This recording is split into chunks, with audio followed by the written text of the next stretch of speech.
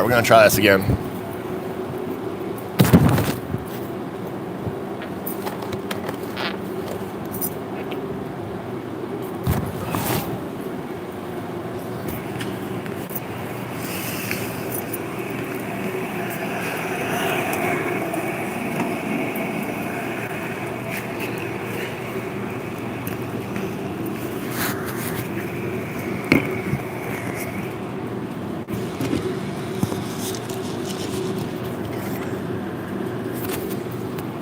Check, check.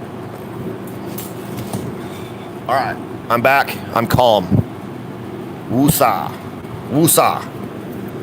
Sorry. It's a new mic, and it worked perfectly fine on the live the other night. It worked fine for my video.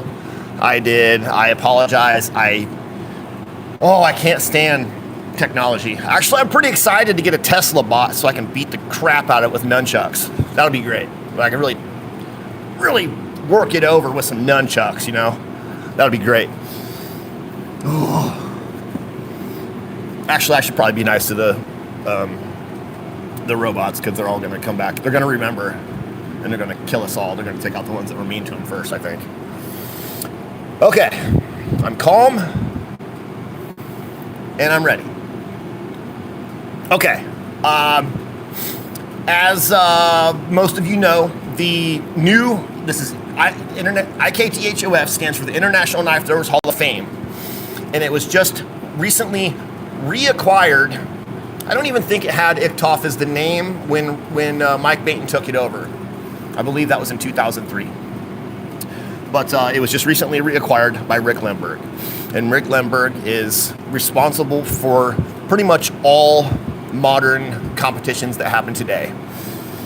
Rick is someone who I have really respected as a thrower, someone who came before me, and someone who just gets things done.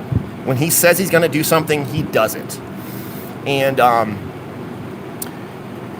think it was 3 years ago, he came to Dangerfest for the first time, and he took, 20 or 30 of us out to dinner the last day of Dangerfest, and just super generous, bought us all dinner, and he explained at that dinner what his plans were.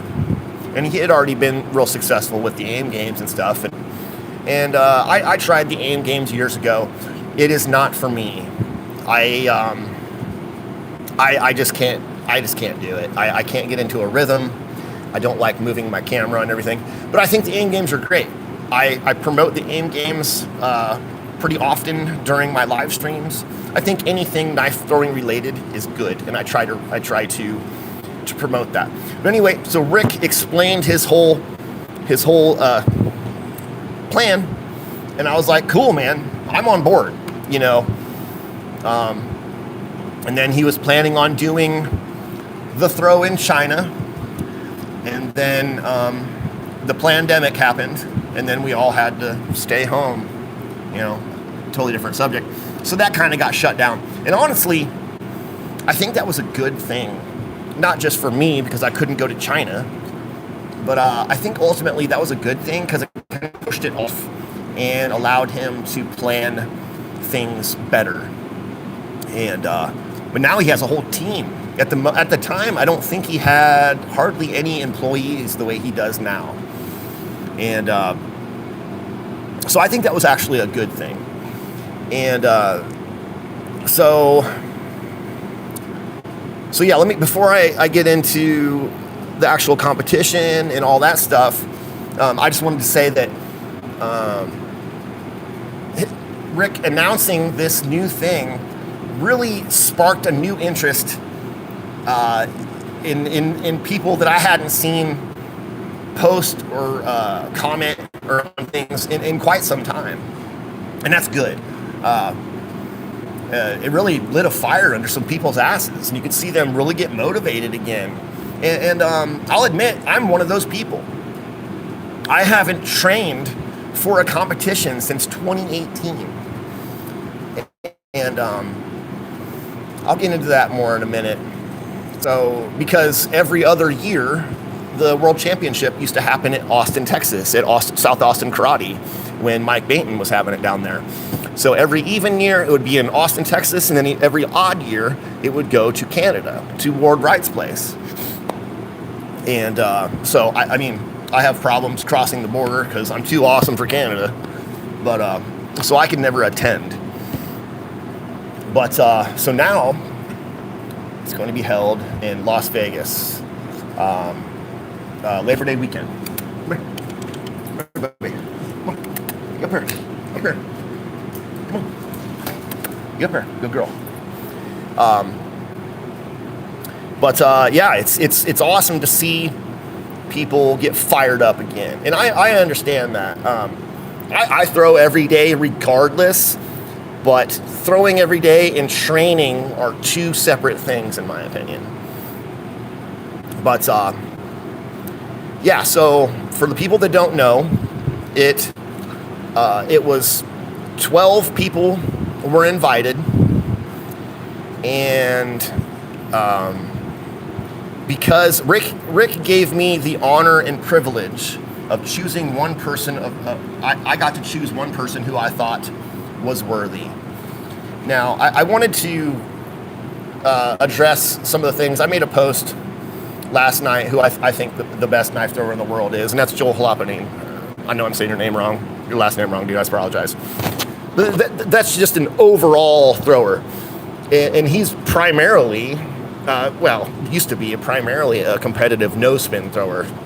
And IKTHOF has always been 90% rotational throwing. As a matter of fact, it was 100% rotational throwing up until 2014 when they first got no-spin involved. And I was actually there for that. But, so, where am I going?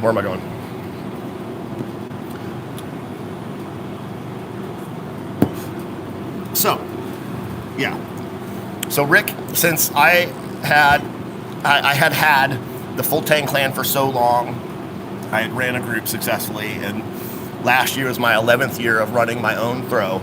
Rick gave me the privilege of choosing who I thought should be the recipient. Now, the first person that came to mind was Outlaw, Justin Cooper. I know a lot of you know who I'm talking about. He's an incredible thrower.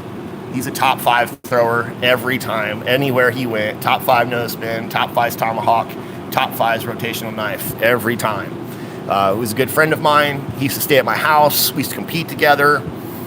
We went to the World Championships together, me, him, and Taylor Hull in 2016. And we, between the three of us, we took home 11 medals. Unfortunately, Rick told me one of the stipulations for people that he wants to come is someone that has competed recently and also would be a good representative for the sport. Unfortunately, I think the last time Outlaw had competed or gone to a throw was probably 5, maybe 6 years ago. So the second person that came to mind, a lot of you don't know who this is, many of you do, was my friend Taylor Hull. Taylor Hull was a kid that lived across the alley from me, and I taught him how to throw. And 6 weeks later, we were at the World Championship, and he put up a 253. It was a master score. He put up a master score his first competition. Taylor was the most gifted natural thrower I had ever seen. He was incredible. And not only that, he was a world champion no-spin thrower. Him and Adam Cheladine went back-to-back. I think Adam Cheladine edged him out on the World Cup that year, and then Taylor put up the highest no-spin score, and that stood up until, I believe, last year. And he did it with Bo Shuriken. And Taylor was just incredible talent, and it's really sad that he hasn't competed. I haven't talked to Taylor Hull since 2018. And that really bothers me because I don't know why. I never had any closure. So that bothers me. So Rick told me that wasn't an option because I really wanted to get a hold of those two because I believe that they deserve to have a chance at this opportunity, because this isn't just an opportunity to go and compete at the World Championship. Anybody could have done that, and we've all done that. This is a chance to become a real athlete, a paid athlete, and that is the goal. And yeah, but I thought that those guys should have an opportunity. But so obviously the next thought in my mind was Soul Thrower, but I already knew that Rick was already contemplating Soul Thrower, and I already kind of knew that he was going to be coming anyway. So the next person, obviously Paul Macaron. Again, I already knew that Rick was probably thinking about him, and he was probably already going to be coming. This just, it is what it is. So then I had the hard decision: who should be the person that should come, and you know, keep in mind, I thought about what events are there, what type of level of throwing was going to be there. So the two people that I had going around in my mind were Lauren Dennis and then Max Stoughton. And you know, I just wanted to let Lauren know that. But yeah, so ultimately I chose Max Stoughton. Mac, I think he's only been throwing for maybe 4 or 5 years now, and he really took it to the highest level. He really trained and wanted to win, and he finally did. He got that world championship. And yeah, so that was ultimately my decision. Now, I was a little bummed when Rick posted the silver ticket winners that Lauren wasn't chosen. And ultimately that's Rick's decision, and I'm sure he has a good reason for that, and you kind of just gotta trust the process, you know what I mean?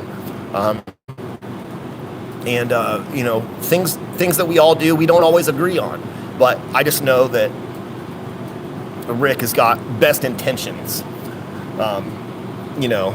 And so let's talk about the words world championship.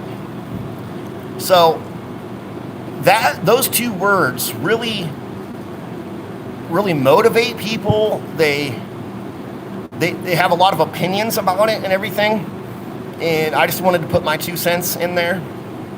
Now there's, you know, the title, world championship, and then money. Those are the two main things that really get people motivated and off their asses. Now, my honest opinion about the word or the title world champion. Now, what IKTHOF was doing and had done, they were having people from all over the world come and compete there. You know, they had Russians, one guy from Mongolia, England, France, you know, lots of different places at one point in time. And you know, one person said that for it to be a world championship, I heard this before, that there need to be at least 4 countries represented there.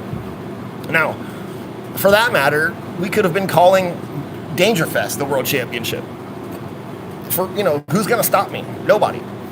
There's nothing stopping anybody from calling their throw whatever. You can just throw the word state championship on your throw. Who's going to stop you? Nobody. All it is credence. Like, people need to agree that it has some kind of value. Let me go off on a side tangent here. For instance, Guinness Book of World Records. Man, I had those books growing up as a kid, and I used to read through those so many times. And I wanted to be in the Guinness Book of World Records so bad. And I had submitted one of my trick shots. I had the world record for the longest pinned can. And I had to argue with them to get it in there. So the Guinness Book of World Records, they don't want you breaking records. They encourage you not to break records. They want you to set a new record. So I had argued back and forth with them, and then by the time they agreed on my world record and they accepted it, I didn't care anymore. The Guinness Book of World Records has no value in my mind. None. Nothing at all. Less than nothing. It is a business. They do not care it's a business. Like, if you follow the Guinness Book of World Records on Instagram or YouTube or whatever, and you see the stuff that they're doing now, it is ridiculous. They're just some of the dumbest, zero credibility, in my opinion. But, so the World Championship, we kind of all have to agree. And then, as you know, there's World Championships in England, in Russia, in China, in the United States. So I don't think everybody is going to agree on that. But let's talk about this. The Chicago Bulls. I'm not a basketball fan at all, but I did grow up in the 90s. And I know all about, Michael Jordan, Scottie Pippen, all them guys. And they were, Jordan's got 5 or 6 rings, right? Championship rings. They didn't play the world. Who was the most recent, the LA Dodgers? LA Dodgers didn't play the world, but they're in the World Series and they're world champions, right? So the only actual sport that I know would be a legitimate world champion is soccer. The soccer, all those teams from all those countries, they play the world. What is it called? The World Cup or something like that? So in my opinion, that's the only one that really matters. But I didn't make these rules. I came into knife throwing later, and it was already established. So I'm very proud to have 2 world championships from IKTHOF. I would like to have had more, but I've only been to the World Championships twice. And when I was going, there was over 100 competitors there, both times I was there. And literally some of the best throwers in the world. Were all the best throwers in the world there? No, absolutely not. And just, I actually don't think I'm the best thrower at all. I'm good and I'm pretty consistent and I can compete at a high level, but I know that I'm not the best thrower. I know this. There's always going to be some little kid in China or wherever that's just better. I have mad respect for the Chinese and the Russians. They take things so seriously and compete at a high level, but they have a lot of motivation. Being caned, that sounds terrible. Imagine being on the Olympic team and coming home and losing. That would suck. But so what do we know? All right, sorry, tangents. So what do we know about the World Championship this year? Rick hasn't told us hardly anything. The only thing that he's told me, and I'm pretty sure I can talk about this, he didn't tell us any events. As a matter of fact, I don't think there's going to be any fast draw, and that blows my mind. I hope I'm wrong because we're trying to get the world's attention. Like Rick said, we're trying to get big sponsors and gather all this attention. And without fast draw or some kind of instinctive throwing or speed throwing or something that's actually exciting to watch, I'm a little worried. But maybe Rick's got all this figured out. I don't know. He's not telling us anything. The only thing that he did tell me is it's going to be 50% rotational knife, 40% rotational axe or hawk, and then 10% no spin. I disagree about the no spin thing because that's all anybody cares about anymore. Dude, the internet and people that are starting to throw, people that are getting into it, no one really cares about rotational throwing anymore. I love it. It's how I started. I like keeping traditions alive. I think it's very important to keep those grassroots things alive. And so I love it. But rotational throwing, it's not fun to watch. It's not. Unless you're a knife thrower like we are. I'll watch people. I love watching people that are good. I love watching Paul Macaron or my friend Soul Thrower or Mac or Lauren or any one of the Joel. Joel's incredible to watch. There's some Russian throwers, even though they don't like me and they won't have a conversation with me or be nice to me at all. I still respect them as throwers. I know there's a lot of really good throwers in China. And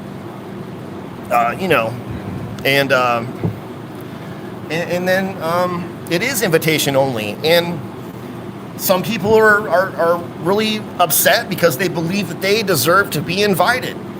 Well, you can't expect to talk all this smack about a person and their organization and then have them invite you into their home. It doesn't work that way. Even though that you're a great thrower, but if you're a dick, why? No one wants to be around you, dude. You know, and I was counting down the days until this guy was gonna say something, and I was like, oh, he didn't say anything this day. Oh, not this day, and then bam, third day. I was like, I knew it. But yeah, and Rick also said that he wanted current throwers, and that was one reason why Outlaw was not a viable choice. He hasn't competed in 5 years or won anything significant. You want people that are fresh, people that are articulate, can speak well on camera, know the sport well. And if you haven't won anything since, almost a decade ago, you can't really be that upset about not being invited. So, and then I wanted to address a couple things about my post yesterday. I pay attention to knife throwing and the community on TikTok, Facebook, YouTube, and Instagram more than anybody. I share more videos than anybody. I converse. I talk to more people than anybody. I help more people than anybody. I know this. So I think that I was really honored that Rick asked me about this, and I thought that I chose the best person. But I only know what I know. I've never been to China, I've never been to Russia, and I've never been to England yet. I am coming, I am going. But, if you don't make videos, I just don't know about you. I'm sure that there's incredible French throwers. I know a couple, Pierre Cazelat, just people that came before me or whatever. I know that there's incredible Italian throwers. There's a whole group of people over there that I think they're great. I know the Essex throwers, all the people in England. I've met a few of them. Richard Sunderland, Big John Taylor. I know that there's badass French throwers. I know that. And this is just the first year. I know some people are disappointed, but this is the first year. Next year it's going to be bigger and better. This is the first inaugural year. This is a big deal for all of us. It really is, man. And I'm excited. Now, someone messaged me today asking me if I think that I can win.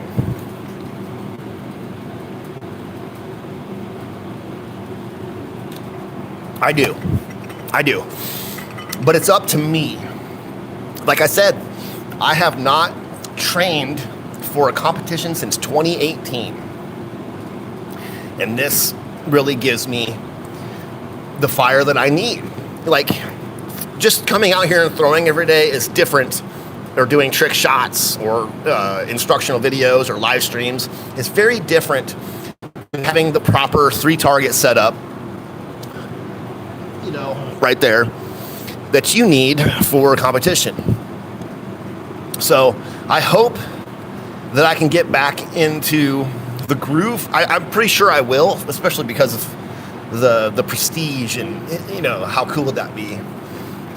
Not just because of the money, but just to be the new world champion in this new thing that Rick is starting. Now it's up to me ultimately. All of the throwers that I'm going up against, I've thrown with over half of them before, and honestly, in my opinion, Werner Langmuller is probably the guy to beat. He's incredible. I've thrown with him a couple different times before, and he is absolutely a beast. I love him. I love the way he throws. His knife designs are incredible. Almost over half of us throw them anyway. I'll be competing with one of his designs for sure, I think. But yeah, so I went to the World Championship in 2014, 2016, and I was supposed to go in 2018. The weekend after Dangerfest. So the last day of Dangerfest in 2018, my dog got sick, and she had surgery and was looking like she was going to do better, and ultimately I had to put her down.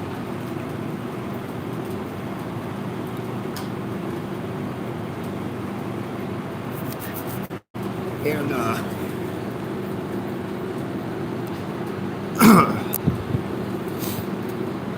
yeah, it was the day that I got inducted into the Hall of Fame.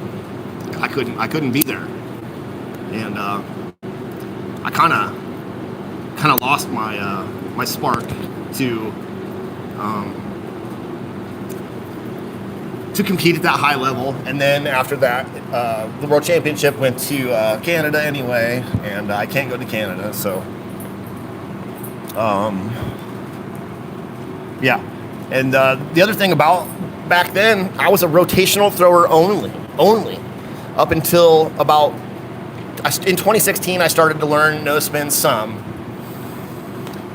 but yeah, I only threw one set of knives, the Griffin, and I was just dead set on being as good as I could be at rotational throwing. I had a chip on my shoulder. I had something to prove,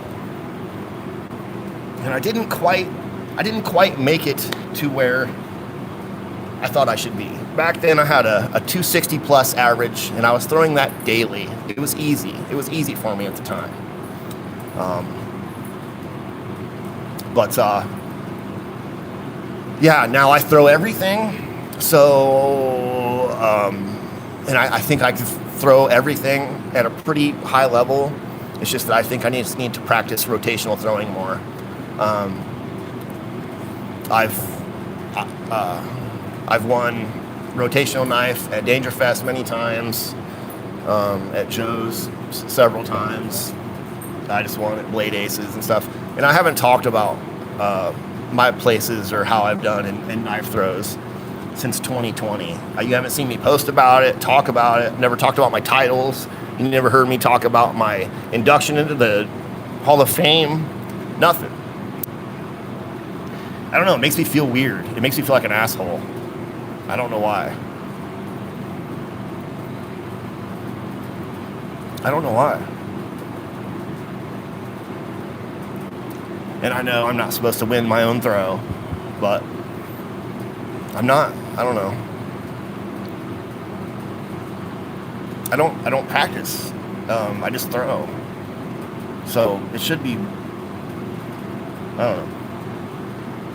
Unless it's fast draw, then I'm whooping that ass. I don't know. I know that some people think that I shouldn't compete at my own throw, and I know some people talk shit about me behind my back because I win my own throw. But people want to throw with me. I tried not throwing. I tried. People want me to throw. But yeah, I hear things get back to me. People talk shit about me. I know. It's okay. I like it, actually. It makes me feel good.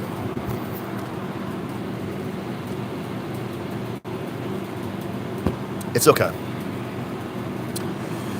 All right, I think I've ranted long enough. Let me read through some of these comments. And yeah, I apologize for not looking at the comments sooner, guys. I just I felt like I needed to get some things out first. But yeah, let's read through some of these comments and see what's up.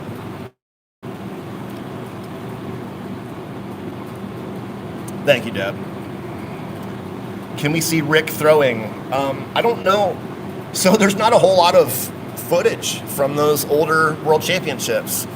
The first year I was there was a documentarian team recording the whole thing.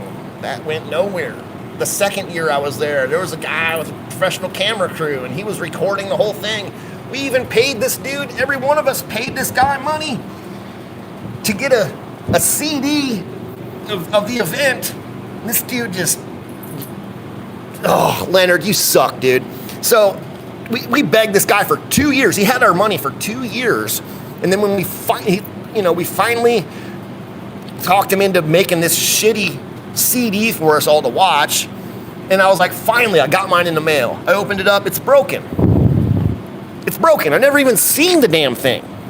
So no, there's not a whole lot of footage back then. Social media wasn't what it is now then, you know. I had just, I had just started a YouTube channel, an Instagram. Oh, you can go and look at Epic Blade Time. Look up Epic Blade Time on YouTube, and you can see some of the older throws there. He documented those pretty well. And while you're there on his page watching in his comments, tell him Danger says hello. But yeah, he doesn't compete anymore either. And he's another one. He's another one that could be up there as well. But I don't think he's thrown at a competition for over 10 years. He was an incredible rotational thrower. But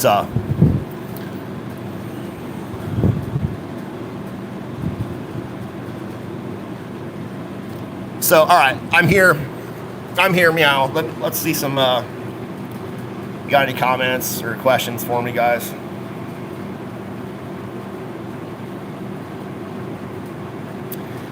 Actually, Zachary, I don't think I'm gifted. I think I'm stubborn, and I won't quit. Knife throwing, in general, kind of came easy to me, but to be at the level that you need to be at to win some of these competitions is a different thing. And I highly recommend throwing every day. I know I say it all the time, but if you want to get better, that's the best thing to do. If you want to get better skateboarding, skate every day, or when you're not injured. BMX, same thing. Billiards, same thing. You don't have to throw all day, every day, but just a little bit at a time. Your muscle memory will thank you. Whoops.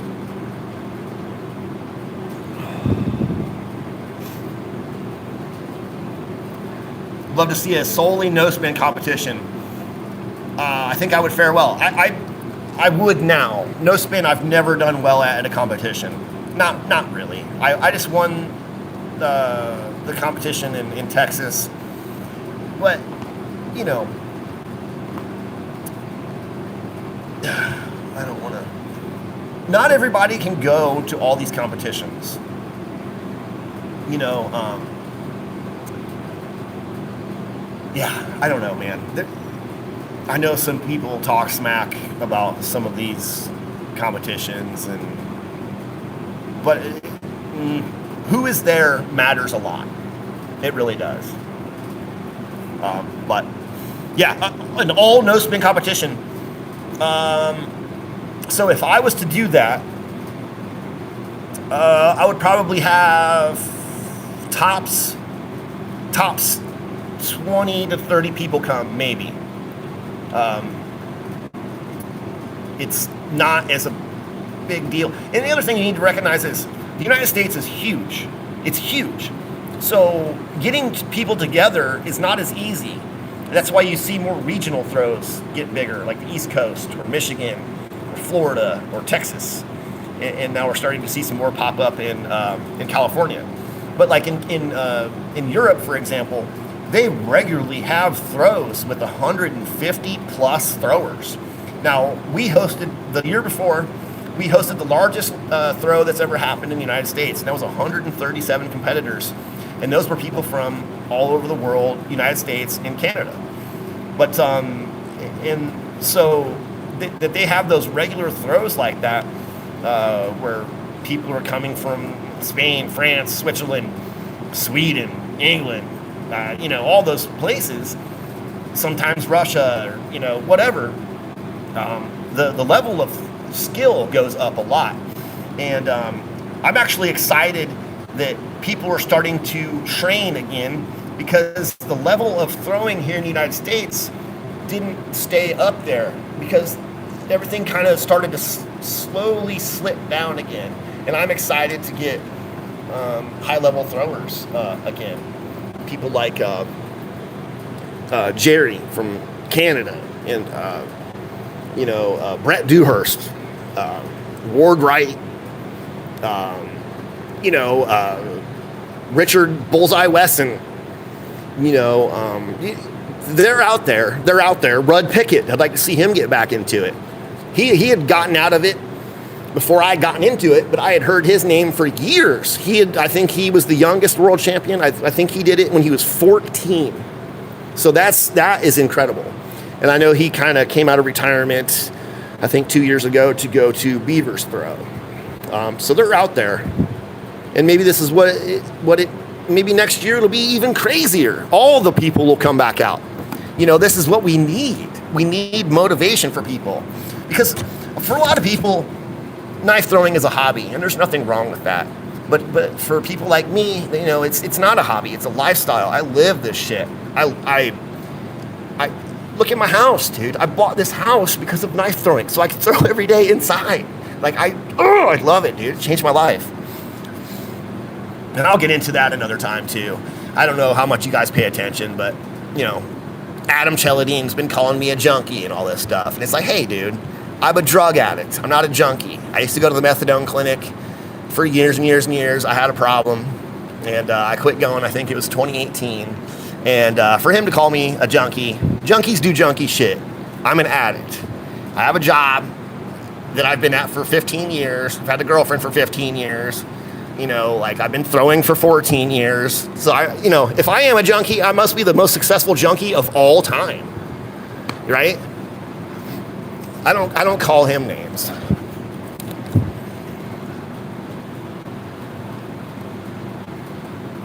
But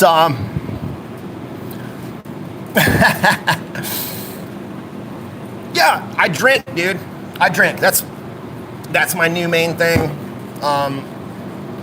I'm not going to sit here and lie to you and say that I don't do things sometimes. I'm just not going to. I'll be honest. But, man, yeah. It is what it is. I think more and more people are starting to come around and see things for how they are. But, anyway, do my hands go numb often? What does that even mean, dude?